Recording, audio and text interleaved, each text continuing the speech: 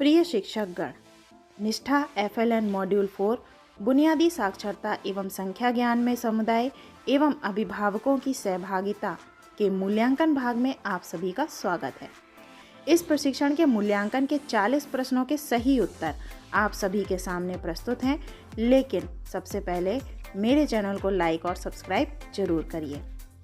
पहला प्रश्न, घर पर उत्तेजक वातावरण के निर्माण के लिए क्या उपलब्ध कराना चाहिए? तो इसका सही उत्तर है पत्रिकाओं, कहानी की किताबों, खिलौनों, जोड़ तोड़ मरोड़ वाली सामग्री तथा पारस्परिक बातचीत के माध्यम से। प्रश्न 2, अभिभावक घर के विभिन्न हिस्सों को लेबल करके मुद्रित और संख्यात्मक वातावरण निर्मित कर सकते हैं। ये घर के कौन से हिस्से हो सकते हैं?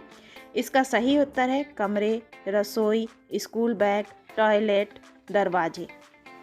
प्रश्न नंबर 3, अभिभावक और विद्यालय के बीच दोनों तरफ से संवाद कौशल की कमी का निम्नलिखित में से कौन सा बड़ा कारण है?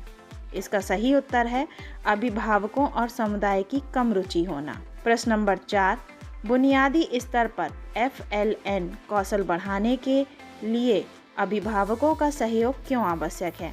इसका सही उत्तर है क्योंकि बच्चे घर पर विद्यालय के अतिरिक्त सर्वाधिक समय व्यतीत करते हैं, इसीलिए घर से सहयोग अति महत्वपूर्ण है।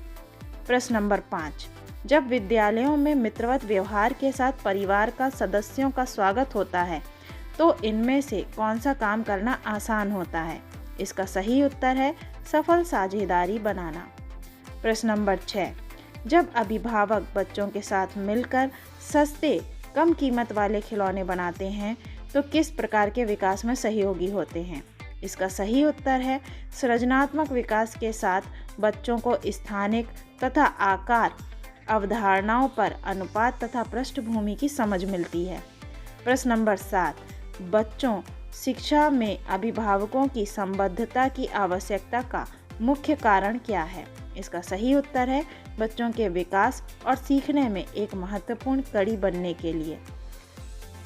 प्रश्न नंबर 8, अभिभावकों और समुदाय को अनुपयोगी तथा पुनर्नवीनीकरण सामग्री लाने के लिए कहने से किसमें मदद मिलेगी?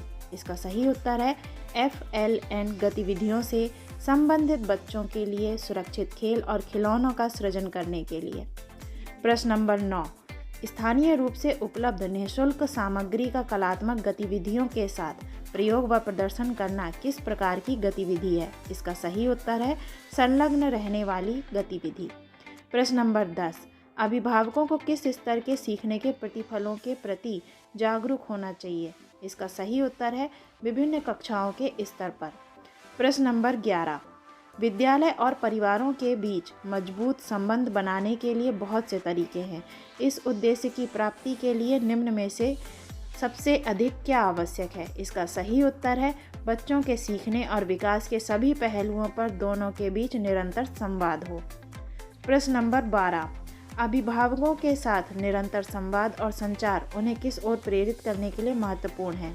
इसका सही उत्तर है विद्यालय के मेलों के आयोजन में अभिभावकों और परिवार की सहभागिता कराना। प्रश्न नंबर 13, पालक शिक्षक संघ की बैठकों में नियमित रूप से सम्मिलित होने से अभिभावकों को बच्चों की किस क्षेत्र में प्रगति के बारे में पता चलता है? इसका सही उत्तर है बुनियादी साक्षरता। प्रश्न नंबर 14, अभिभावकों और समुदाय को बच्चों के सीखने के स्तर के बारे में जानकारी क्यों होनी चाहिए? इसका सही उत्तर है सीखने के प्रतिफलों को बेहतर सीखने के लिए। प्रश्न नंबर 15, विद्यालय में FLN संसाधन केंद्र का निर्माण अभिभावकों के लिए कैसे उपयोगी होगा? इसका सही उत्तर है बच्चों के शिक्षण में सहयोग के लिए आवश्यक सामग्री तथा पुस्तकों को विद्यालय से उधार लेना। प्रश्न नंबर 16, विद्यालय और परिवारों के बीच सहयोग के समर्थन करने का महत्वपूर्ण कारण क्या है? इसका उत्तर है इस तरह के सहयोग से बच्चों को विद्यालय और घर पर सीखने में सहयोग मिलना। प्रश्न नंबर 17, बुनियादी साक्षरता को बढ़ावा देने के लिए अभिभावकों को बच्चों के साथ गाना चाहिए तथा ऐसा करते हुए उन्हें क्या पहचानने के लिए प्रोत्साहित करें? इसका सही उत्तर है गीत और कविता में तुकबंदी वाले शब्द। प्रश्न नंबर 18, बच्चों की शिक्षा के लिए अभिभावकों की अपेक्षाओं तथा उनके वास्तविक सहयोग के बीच खाई होने का मुख्य कारण क्या है? इसका सही उत्तर है अभिभावकों और शिक्षकों के बीच सार्थक सहभागिता का पर्याप्त उन्मुखीकरण नहीं है। प्रश्न नंबर 19। अभिभावक व्यक्तिगत या सामूहिक रूप से प्रासंगिक उपयुक्त गतिविधियों को स्थापित करा सकते हैं। उचित प्रसंग क्या हो सकता है? इसका सही उत्तर है बच्चे का परिवेश, वातावरण तथा अनुभव। प्रश्न नंबर 20। अभिभावकों द्वारा बच्चों की कहानी के प्रति जागरूकता बढ़ाने के लिए कौन सी गतिविधियां की जा सकती हैं? इसका भी सही उत्तर है जोर से बोलकर पढ़ना। प्रश्न नंबर 21। निम्न में से कौन सी गतिविधि अभिभावकों के द्वारा घर पर बुनियादी संख्या ज्ञान को बढ़ावा देने के लिए नहीं हो सकती है? इसका सही उत्तर है अक्षरों के साथ अनुरेखण। प्रश्न नंबर 22। FLN में अभिभावकों और समुदाय की कम सहभागिता का मुख्य कारण क्या है? इसका सही उत्तर है अभिभावकों और विद्यालय में संवाद कौशल और तरीकों का अभाव। प्रश्न नंबर 23। सामुदायिक सहभागिता विद्यालय और बच्चों के लिए क्यों उपयोगी है? इसका सही उत्तर है समुदाय के पास भौतिक, वित्तीय और मानवीय बहुत से संसाधन होते हैं जो विद्यालय और बच्चों के लिए लाभदायक हो सकते हैं। प्रश्न नंबर 24। घर के वातावरण को प्रिंट से समृद्ध बनाना अभिभावकों तथा परिवारों द्वारा बच्चे के कौन से कौशल को सुदृढ़ करता है? इसका सही उत्तर है बुनियादी साक्षरता कौशल। प्रश्न नंबर 25। बुनियादी साक्षरता और संख्या ज्ञान के लक्ष्य कौन से 4 क्षेत्रों में निर्धारित किए गए हैं? इसका सही उत्तर है मौखिक भाषा, पठन, लेखन एवं संख्या ज्ञान। प्रश्न नंबर 26। विकलांग बच्चों को घर में शिक्षण देने में अभिभावकों की मदद कैसे की जा सकती है? इसका सही उत्तर है होम स्कूलिंग के लिए विशेष शिक्षकों के साथ मिलकर काम करने वाले संसाधन केंद्रों द्वारा घर में शिक्षण में। प्रश्न नंबर 27। शिक्षक शिक्षिका अच्छे संप्रेषण कौशल पालन कर रही है यदि वह माता पिता के प्राप्त संदेश प्राप्त करता है और संदेश पर अपनी टिप्पणी जोड़कर उसे आगे बढ़ाता है। इसका सही उत्तर है। प्रश्न नंबर 28। FLN संबंधित शिक्षा में सहयोग करने के लिए परिवारों का क्या जानना अति महत्वपूर्ण है? इसका सही उत्तर है प्रत्येक स्तर पर सीखने के प्रतिफल। प्रश्न नंबर 29।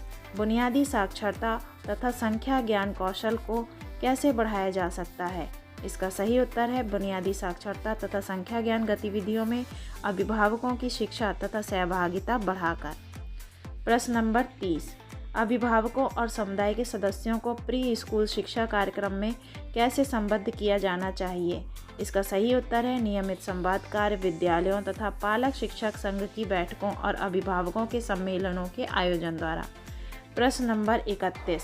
अभिभावकों को नियमित अपडेट भेजने के लिए निम्न में से कौन सा विकल्प बेहतर है? डायरी पर नोट लिखकर देना। प्रश्न नंबर 32। बुनियादी स्तर पर अभिभावकों की सहभागिता अत्यंत महत्वपूर्ण है।